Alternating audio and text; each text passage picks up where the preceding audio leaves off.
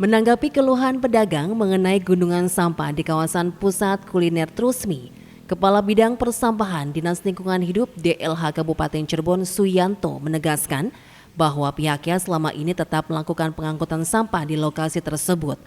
Bahkan menurutnya, saat sampah mulai menumpuk tanpa adanya permintaan sekalipun, petugas tetap berusaha melakukan pengangkutan. Namun dalam beberapa pekan terakhir, proses pengangkutan tidak berjalan maksimal karena terkendala kerusakan alat berat yang digunakan untuk menata sampah di tempat pemrosesan akhir. Akibatnya proses pembuangan dan penataan sampah menjadi lebih lambat sehingga berdampak pada penumpukan sampah di sejumlah titik, termasuk kawasan pusat kuliner Trusmi. Selain kendala alat berat, DLH juga menghadapi keterbatasan armada pengangkut. Saat ini hanya tersedia 64 kendaraan yang harus dibagi untuk melayani wilayah barat dan timur Kabupaten Cirebon. Kondisi ini membuat penjadwalan pengangkutan harus dilakukan secara bergilir sesuai prioritas.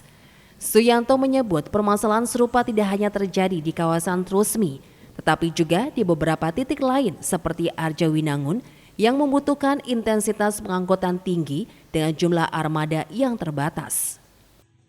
Itu sebelumnya sudah lama ya yang terkait dengan sampah di Pasar Batik itu. Kita selalu angkut juga kalau ada permintaan, walaupun ada permintaan kalau sudah menumpuk kita angkut.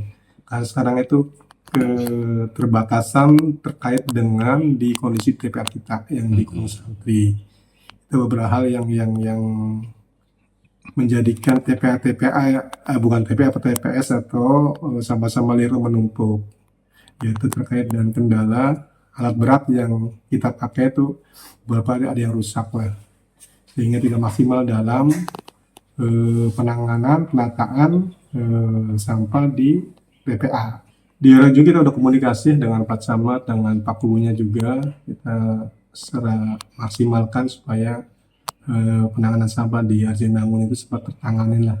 Mudah-mudahan di minggu-minggu depan kita sudah mulai action ya terkait dengan pengangkutan sampah di Arjawinangun dan di Weru. Karena di Arjawinangun sendiri butuh dump truck atau mobil sebanyak hampir 20 feet untuk angkut sampai ke TPA. Itu kan perlu waktu ya, perlu juga mobilnya harus dikondisikan dulu. Karena kan kita juga banyak pelayanan di tempat-tempat yang lain itu, sedang kondisi mobil kita kan hanya cuma 64 yang personal, itu wilayah barat, wilayah timur. Dari 64 itu kan 20 ada di wilayah timur, yang sisanya ada di wilayah barat. DLH menargetkan pengangkutan sampah dapat dilakukan secara maksimal pada pekan depan seiring normalisasi kondisi armada dan operasional di tempat pemrosesan akhir.